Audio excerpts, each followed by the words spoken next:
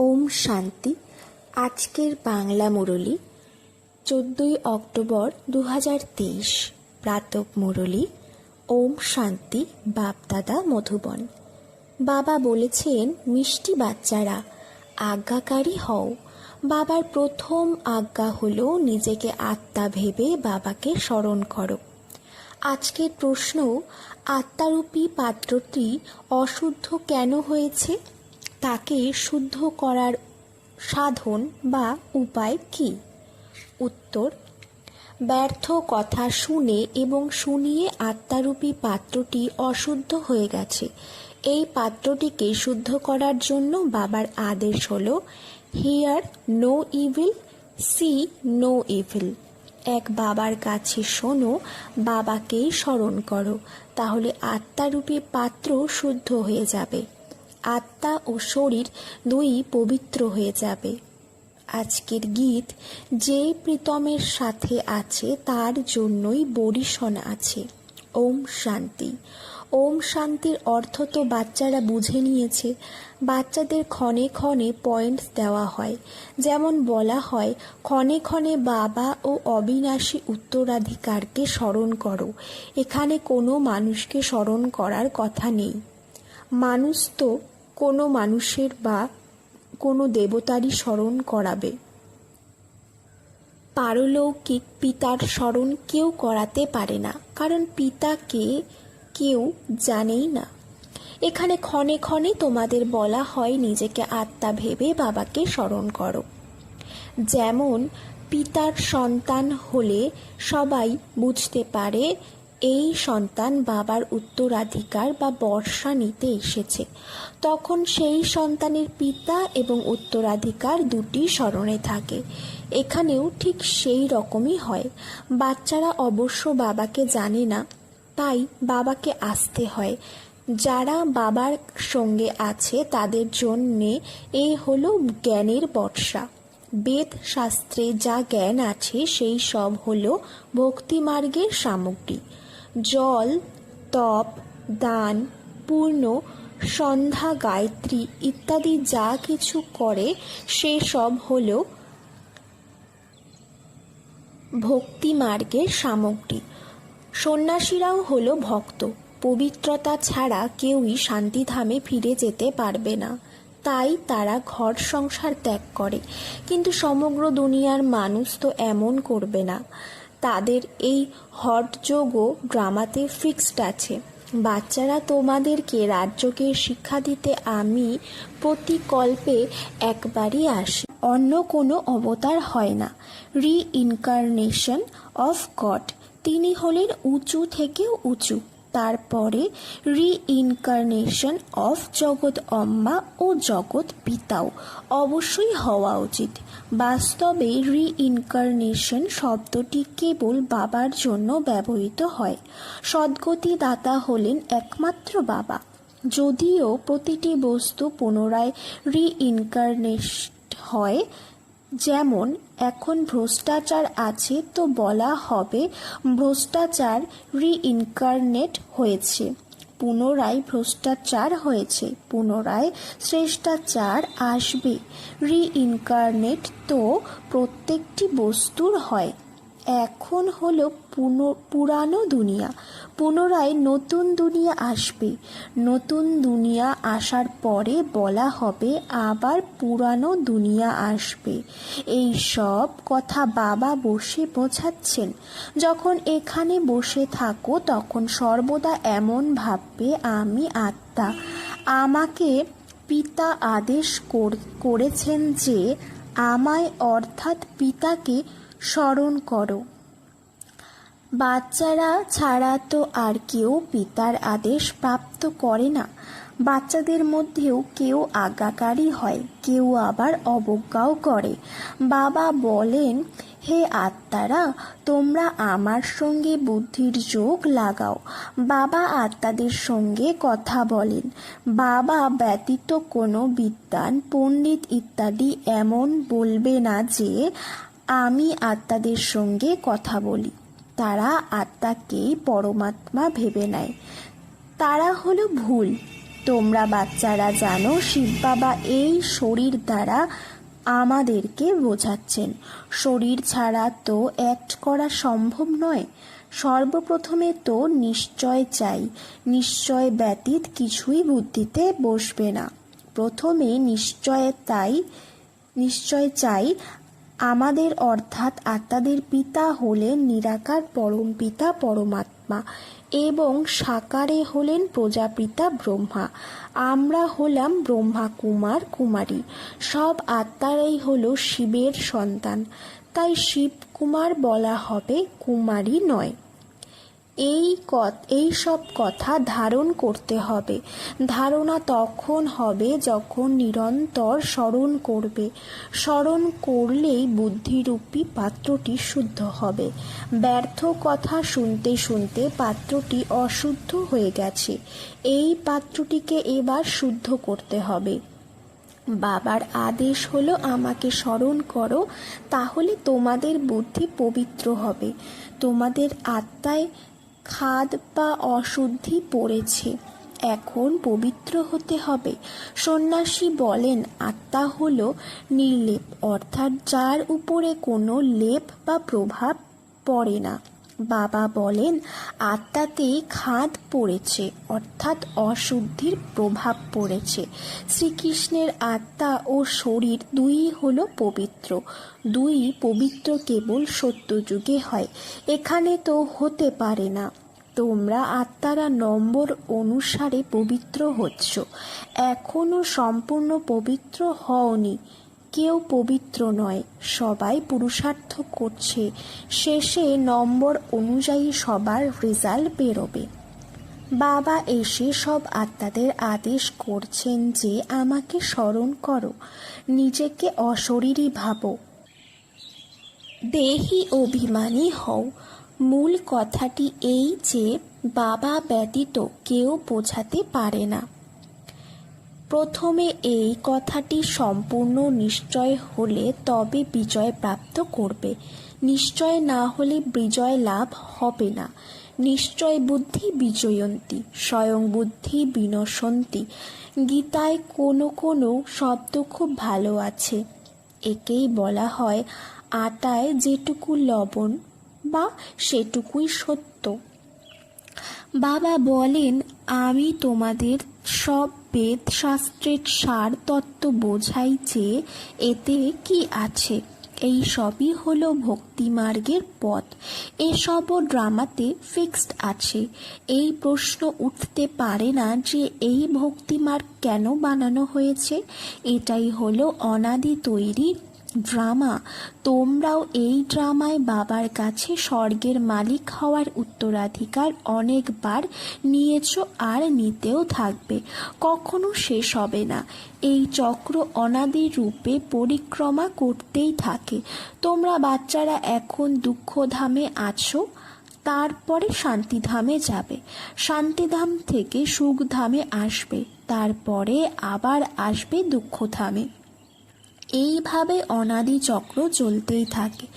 সুখধাম থেকে দুঃখধামে আসতে বাচ্চারা তোমাদের 5000 বছর লাগে। যে সময়ে তোমরা 84 জন্ম নাও, শুধু তোমরা বাচ্চারাই 84 জন্ম নাও, সবাই নিতে পারবে না। এই অসীম জগতের বাবা তোমাদের ডাইরেক্ট বোঝাচ্ছেন। আর অন্য বাচ্চারা মুরুলি শুনবে, পড়বে বা টেপ রেকর্ডারে শুনবে। টেপ রেকর্ডারে সবাই শুনতে পারবে না। সুতরাং বাচ্চারা সর্বপ্রথমে তোমাদেরকে উঠতে বসতে স্মরণে থাকতে হবে। মানুষ তো রাম নামের মালা জপ করে, রুদ্রাক্ষের মালা বলা হয়, তাই না? এবার রুদ্র তো হলেন ভগবান। এই মালাতে আবার মেরুদানা একত্রিত আছে। সে তো বিষ্ণুর যুগল রূপ। তারা কে? এই মাতা পিতা যারা বিষ্ণুর 2 রূপ লক্ষ্মী নারায়ণে পরিণত হন, তাদের মেরুদানা বলা হয়। ফুল হলেন শিব বাবা, তারপরে মেরুদানা হলেন মাম্মা বাবা, যাকে মাতা পিতা বলা হয়। বিষ্ণুকে মাতা পিতা বলা যাবে না। লক্ষ্মীনারায়ণকে তাদের সন্তানরাই মাতা পিতা বলে ডাকবে। আজকাল তো সব দেবী দেবতাদের মূর্তির সামনে গিয়ে বলে তমেব মাতাশ্চ পিতা তমেব। ব্যাস, যদি কেউ একজন মহিমা করে তো সবাই তাদের ফলো করা শুরু করে দেয়। এ হলো আনরাইটিয়াস বা ভুলে ভরা অসত্য দুনিয়া। কলিযুগকে বলা হয় আনরাইটিয়াস, সত্যযুগকে বলা হয় রাইটিয়াস। সেখানে আত্মা ও শরীর দুই পবিত্র হয়। সত্যযুগে কৃষ্ণ হলো ফর্সা, আর শেষ জন্মে কৃষ্ণের আত্মা হয়ে যায় শ্যাম। এই ব্রহ্মা সরস্বতী এই সময়ে শ্যাম বর্ণ। আত্মা কালো হয়েছে, তাই তার গয়না অর্থাৎ দেহটিও কালো হয়েছে। সোনায় কিছু খাদ মিশিয়ে গয়না তৈরি করা হয়, ফলে সেই গয়না হয়ে যায় খাদযুক্ত। সত্যযুগে যখন দেবী দেবতাদের গভর্নমেন্ট থাকে, তখন এই খাদ বা মিথ্যা কিছুই থাকে না সেখানে, তো সোনার মহল তৈরি হয়। ভারত সোনার পাখি ছিল, এখন তো মিশ্রণ হয়েছে। এমন ভারতকে পুনরায় স্বর্গ কেবল বাবাই বানাতে পারেন। বাবা বোঝান শ্রীমৎ ভগবানুবাজ আছে কিনা।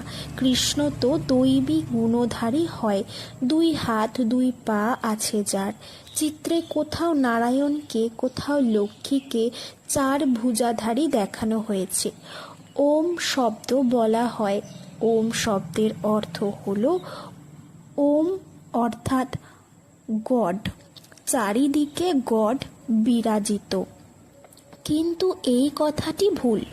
ওম অর্থাৎ অহম আত্মা।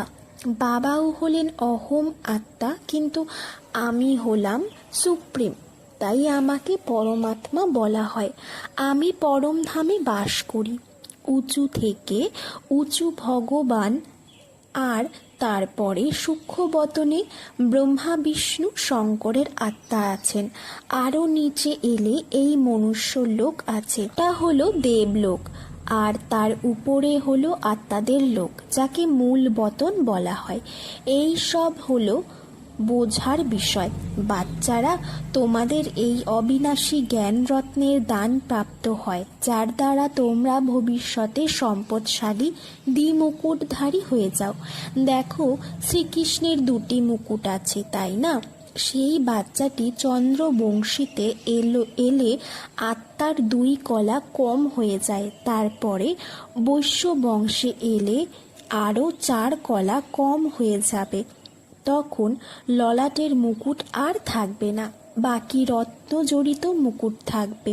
তারপরে যারা ভালো দান পূর্ণ করে 1 জন্মের জন্য, তারা ভালো রাজত্ব পান।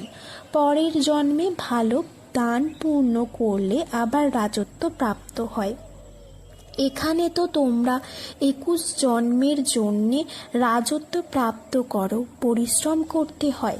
অতএব বাবা নিজের পরিচয় দেন, বলেন আই অ্যাম সুপ্রিম সোল। তাই ওনাকে পরম পিতা পরমাত্মা অর্থাৎ পরমাত্মা বলা হয়। তোমরা বাচ্চারা সেই সুপ্রিমকে স্মরণ করো। তোমরা হলে শালিগ্রাম। এই কথা কেউ জানে না। তোমরা শিব বাবার সন্তান। ভারতকে স্বর্গে পরিণত করো, তাই তোমাদের পুজো হয়। তারপরে তোমরা দেবতা রূপ ধারণ করো, তখনও তোমাদের পূজা হয়। শিব বাবার সঙ্গে তোমরা এত সার্ভিস করো, তার জন্যেও শালগ্রামেরও পূজা হয়।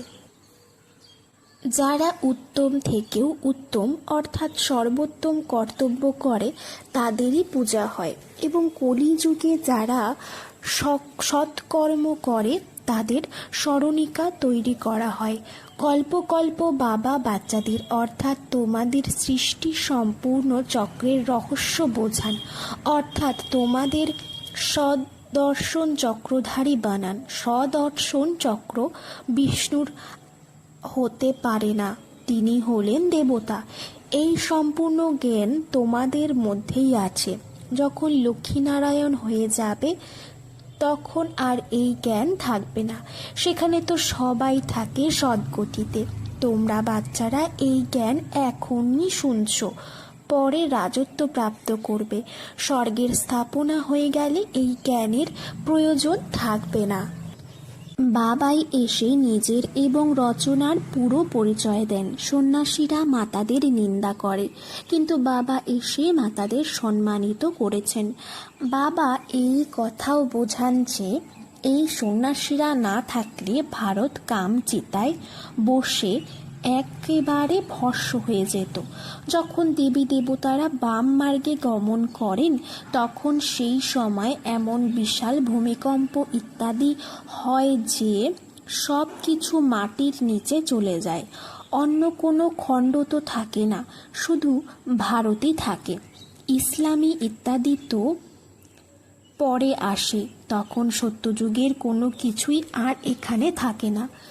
তোমরা যে সোমনাথের মন্দিরটি দেখছো সেটা বৈকুণ্ঠে ছিল না। এই মন্দির তো ভক্তি মার্গে তৈরি হয়েছে। যে মন্দিরটি মোহাম্মদ গজনি ইত্যাদিরা লুট করেছিল, বাকি দেবতাদের মহল ইত্যাদি ভূমিকম্পে নষ্ট হয়ে যায়। এমন তো নয় যে সব মহলগুলি নিচে চলে গেছে, সেই সবই আবার উপরে চলে আসবে। না, সেই সব তো মাটির তলায় নষ্ট হয়ে যায়। তারপরে যখন খনন কার্য হয় তখন কিছু অবশেষ প্রাপ্ত হয়। এখন তো কিছুই পাওয়া যায় না। শাস্ত্রে এসব কথা নেই। সদ্গতিদাতা হলেন একমাত্র বাবা। সর্বপ্রথম তো এই নিশ্চয় চাই। নিশ্চয়ের মায়া বিঘ্ন সৃষ্টি করে বলে ভগবান আসবে কিভাবে? আরে শিব জয়ন্তী পালন হয়তো নিশ্চয়ই এসেছিলেন কখনো। বাবা বুঝিয়েছেন আমি বেহদের দিন ও রাতের সঙ্গমে আসি। এই কথা কেউ জানে না যে কোন সময় আসি। তোমরা বাচ্চারা জানো, বাবা এসেই এই জ্ঞান দিয়েছেন এবং দিব্য দৃষ্টি দ্বারা এই চিত্র ইত্যাদি বানিয়েছেন। গীতায়ও কল্পবৃক্ষের কিছু বর্ণনা আছে। বাবা বাচ্চাদের বলেন, তোমরা আমার সঙ্গে এখনো আছো, কল্প পূর্বেও ছিলে এবং প্রতি কল্পে কল্পে আমরা মিলিত হব। আমি কল্প কল্প তোমাদের জ্ঞান প্রদান করব। এর দ্বারা এই চক্রটিও প্রমাণিত হয়, কিন্তু তোমরা ছাড়া এই চক্রটি আর কেউ বুঝতে পারবে না। এই হলো সম্পূর্ণ সৃষ্টির চক্র, কেউ নিশ্চয়ই তৈরি করেছে। বাবাও বোঝান, বাচ্চারাও এই চিত্রের বিষয়টি নিয়ে বোঝায়। আচ্ছা, মিষ্টি মিষ্টি হারানিধি বাচ্চাদের প্রতি মাতা পিতা বাপ দাদার স্মরণের স্নেহ সুমন আর সুপ্রভাত। আত্মাদের পিতা ওনার আত্মারূপী বাচ্চাদেরকে জানাচ্ছেন নমস্কার। ধারণার জন্য মুখ্য সার: 1. প্রতিটি পরিস্থিতিতে বিজয় নিশ্চিত জেনে নিশ্চয় বুদ্ধি অবশ্যই হতে হবে। সদ্গতি দাতা বাবার প্রতি কখনো সংশয় প্রকাশ করবে না। 2. বুদ্ধিকে পবিত্র বা শুদ্ধ করার জন্য অশরীরী হওয়ার অভ্যাস করতে হবে। ব্যর্থ কথা শুনবে না, শোনাবে না। বরদান: অসীমের স্মৃতি স্বরূপের দ্বারা সকল লৌকিক কথার অবসানকারী অনুভবী মূর্তি ভব। তোমরা শ্রেষ্ঠ আত্মারা হলে ডাইরেক্ট বীজ আর মুখ্য 2 পাতা ত্রিমূর্তির সাথে নিকট সম্বন্ধের কাণ্ড হলে তোমরা এই উঁচু স্থিতিতে স্থিত থাকো। অসীমের স্মৃতিস্বরূপ হও, তাহলে লৌকিকের ব্যর্থ কথা সমাপ্ত হয়ে যাবে। নিজেকে অসীম জগতের অভিজ্ঞতা সম্পন্ন বানাও, তাহলে সদা সকল বিষয়ে অনুভবী মূর্তি হয়ে যাবে। যেটা অসীম জগতের পূর্বজ আত্মার অকুপেশন, সেটা সর্বদা স্থিতিতে রাখো। তোমাদের পূর্বজদের কাজ হলো অমর জ্যোতি হয়ে অন্ধকারে উদ্ভ্রান্ত হওয়া আত্মাদেরকে সঠিক দিশা দেখানো। স্লোগান: কোনো কথাকে বিমর্ষ হওয়ার পরিবর্তে আনন্দের অনুভব করাই হলো মত্তযোগী হওয়া। ওম শান্তি।